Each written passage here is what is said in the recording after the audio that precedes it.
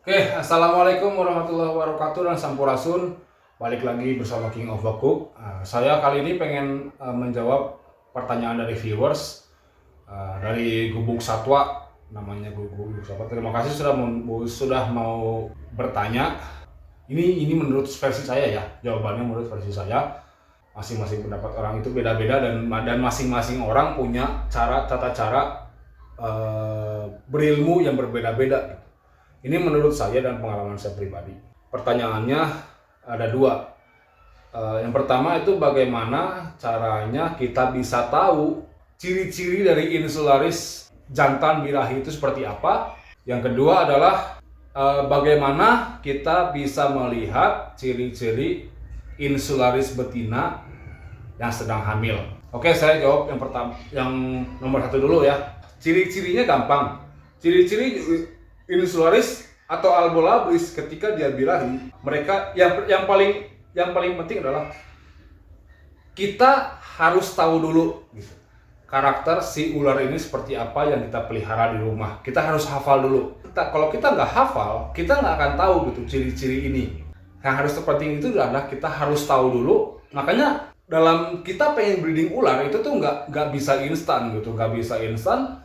Kita beli sepasang gede WC langsung kawinin, nggak bisa gitu. Harus ada proses-prosesnya dulu gitu. Kita harus pengenalan dulu si ularnya seperti apa, terus kita harus menghafali dulu karakternya seperti apa, terus kita harus menggemukkan dulu si betinanya.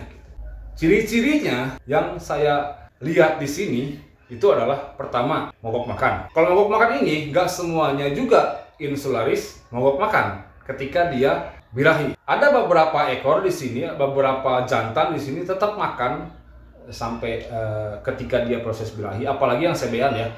Kalau yang sebean di sini mau dia birahi, mau dia enggak makan tetap jalan gitu. Semua tetap lancar. Kalau kebanyakan WC, ya birahinya dia pasti mogok makan. Dan yang kedua adalah ketika di kandang dia tuh nggak bisa diem. Jadi si jantan itu kayak mencari, kayak jalan-jalan aja gitu, kayak kemana-mana gitu, keliling-keliling kandang tuh kayak dia nggak mau diem, nggak mau nangkring.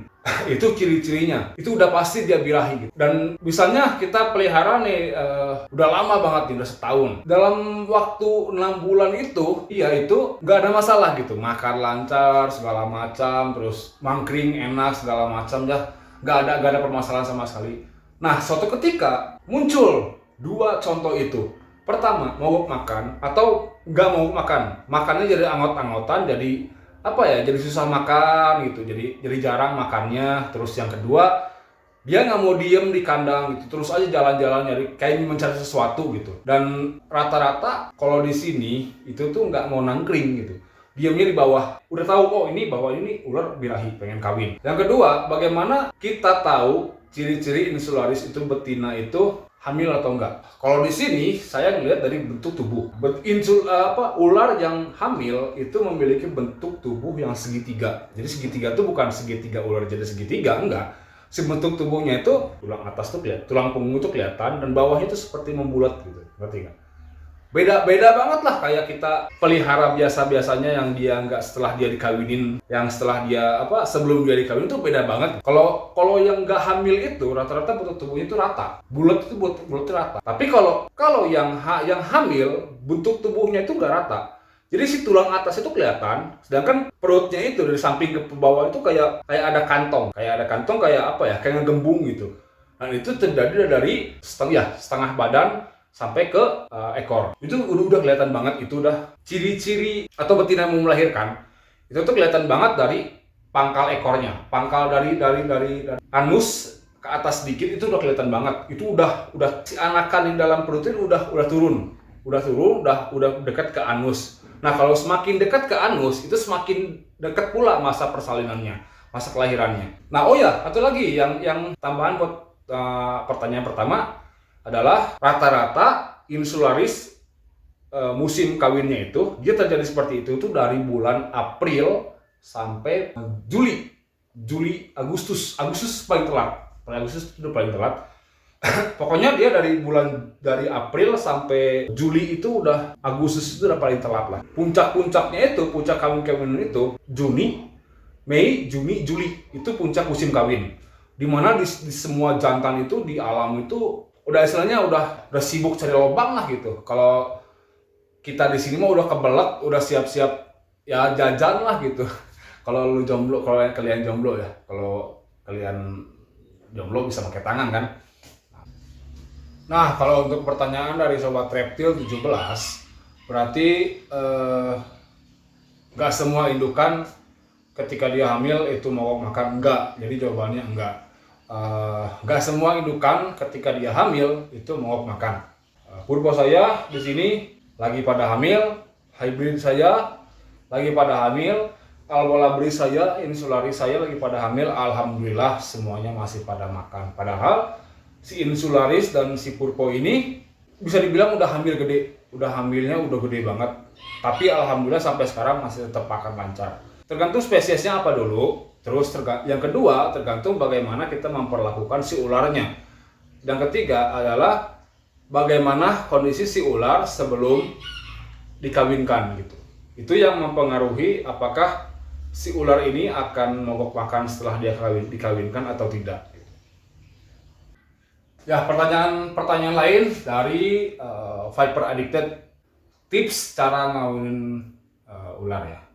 Tips cara ngawinin Viper. Sekali lagi saya kasih tahu, tips saya itu pasti berbeda dengan orang lain. Saran saya pasti berbeda dengan orang lain karena saya dengan mereka dan orang lain pun belajarnya pun berbeda-beda gitu, dan ilmunya pun berbeda-beda. Maka kan setelah mendengar saran dari saya, tanyakan ke yang lain juga, karena takutnya saran saya nggak cocok sedangkan yang lain cocok gitu. Karena seperti yang kita tahu, setiap orang punya tata cara breedingnya masing-masing dan ilmunya masing-masing. Setiap kalian tinggal di mana itu tuh nggak sama suhunya dengan di saya. Oke, saya jawab ya. Tipsnya yang paling gampang adalah siapin indukan. Persiapkan dulu indukannya. Kita harus wajib banget penggemukan si betina. Kenapa saya tekankan penggemukan betina? Ya karena si betina ini yang akan menampung atau menghasilkan anakan, sedangkan si jantan hanya menyumbangkan spermanya saja. Siapkan si betinanya terlebih dahulu sebelum dikawinkan. Usahakan si betina ini gemukin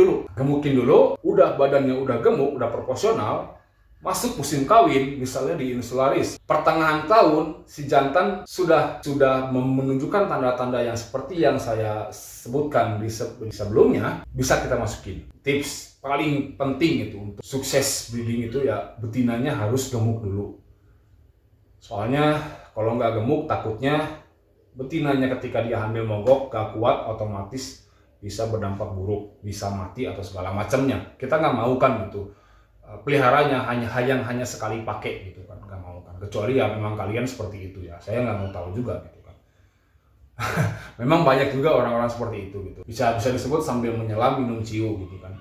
Kita beli indukan sepasang, kawinin, anakannya keluar, si indukannya jual juga gitu. Banyak juga seperti itu. Tapi saya nggak mau bahas ke sana gitu. Cuman ya yang saya pengen bahas itu yaitu indukannya. Perhatikan dulu indukannya, kenali dulu si ularnya seperti gimana, karakternya seperti gimana. Nah, setelah musim kawin masukin. Kalau untuk settingan kandang saya di sini dengan di sini ya di pribadi di kandang saya nggak ada settingan yang berbeda antara ngawinin ular dengan pelihara biasa.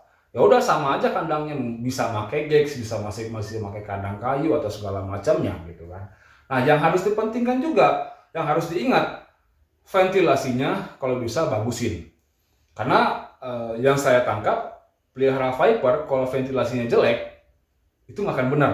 Dan rata-rata kalau di sini saya tuh nggak butuh yang namanya, kan memang kan kalau ngawinin ular tuh harus namanya cooling down, atau di saat dia dingin si jantan pasti birahi atau segala macamnya. Semakin dingin semakin dia birahi, semakin lembab semakin jantannya birahi, dan si betinanya pun semakin pasif gitu ya, semakin menerima.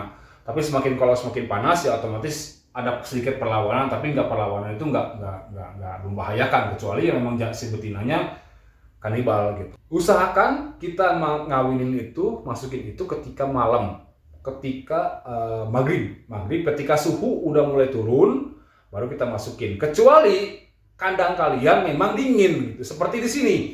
Di sini saya nggak usah yang namanya pengaturan suhu atau segala macam untuk breeding, karena saya pun tinggal di pegunungan gitu yang memiliki suhu yang cocok, suhu luar atau suhu kandang pun udah dingin dan lembab gitu. Nah, itu tips saya. Pertama, cooling down, usahakan masukin si ular, si jantan itu ke kandang yang betina, bukan sebaliknya. Yang kedua, masukin di saat suhu udah mulai turun, jangan pas panas-panasnya gitu. Yang ketiga, kandang. Nah, kandang harus wajib kandang lebih besar gitu, lebih besar. Atau kalau nggak, saya juga di sini nggak harus kandang harus besar. Saya juga di sini pakai kawin ular, pakai kontainer, pakai gex atau segala macamnya gitu kan. Dan ini kan hanya untuk kawin doang gitu. Yang penting yaitu suhunya, terus indukannya, persiapan indukan juga. Dan yang harus dicatat juga gitu, ketika kita ngawin ular, usahakan kedua indukan dalam keadaan sehat. Jadi cek terlebih dahulu si ularnya, apakah keduanya dalam keadaan sehat atau tidak. Takutnya kalau si indukan sebelum dikawinkan ada sedikit flu atau segala macamnya, ketika dikawinin dan ketika dia hamil, si penyakit itu malah makin berkembang gitu. Dan akhirnya nggak akan benar gitu kalau pas kehamilan dia sakit, ya udah siap-siap aja gitu. Case terburuknya ya bakal gagal gitu, bakal mati lah atau apalah segala macamnya. Oh ya, setelah dikawinkan, kita jangan cuek. Biasanya kita bisa melihat hamil itu sekitar 2 bulan setelah dia kawin, bisa kelihatan dia hamil. Kita jangan lupa juga bahwa kita harus tetap tes makan si indukan betina ataupun jantannya gitu, per 2 minggu aja. Dan tikusnya pun, mangsanya pun kalau bisa diperkecil. Yang tadinya kita ngasih red small, kita bisa ngurangin jadi red medium. Kalau dia mau makan, tetap kasih makan. Jangan berpikiran bahwa insularis kalau hamil ya mogok, nggak ada gitu.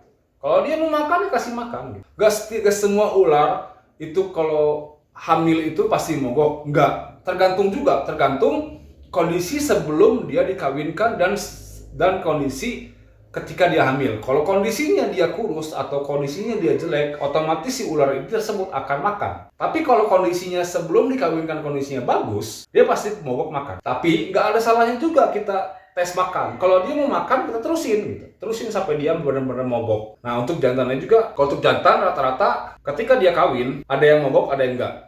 Nah, yang mogok ini memang seperti itu dan dia akan makan lagi. Udah jangan takut kalau ngelihat jantan mogok makan. Yang penting kita ada usaha buat ngasih tes makan dia aja gitu. Per 2 minggu sekali, jumper, kasih. Kalau dia nggak makan ya udah nggak apa-apa gitu. Kalau dia makan alhamdulillah gitu. Nah memang seperti itu, siklusnya seperti itu gitu. Tapi ketika udah musim kawin sudah selesai, otomatis si jantan balik lagi normal. Normal dia makan lancar lagi segala macam lagi. Dan yang penting sih kandangnya ini, kandang keduanya baik jantan atau betina, kita harus perhatikan. Yang penting ada wadah air, terus ya nggak ada perubahan yang pemeliharaan itu nggak ada di sini. Saya di sini pelihara mau yang hamil, mau yang CB, mau yang WC, ya sama aja, semua begini aja gitu. Nggak ada yang namanya perlakuan khusus harus diapain, harus diiniin, nggak ada gitu. Oh maaf juga saya nggak bisa ngasih ilustrasi ya, nggak bisa ngasih video atau foto dan segala macamnya. Karena pertanyaan itu adalah bahan konten saya. Mungkin di konten saya selanjutnya akan membahas jauh lebih detail lagi untuk masalah mengawinkan ular ini. Oke ya, sudah saya jawab ya. Ya bisa dibilang itu jawaban apa ya? Gak ada intinya lah gitu. Itu hanya jawaban ngawur. Tapi kalau kalian bisa menangkap apa yang saya sampaikan, ya alhamdulillah gitu. Oke, terima kasih ya sudah bisa bertanya. Itu yang nanya wajib di-share ya di media sosialnya. Oke, terima kasih. Hatur nuhun.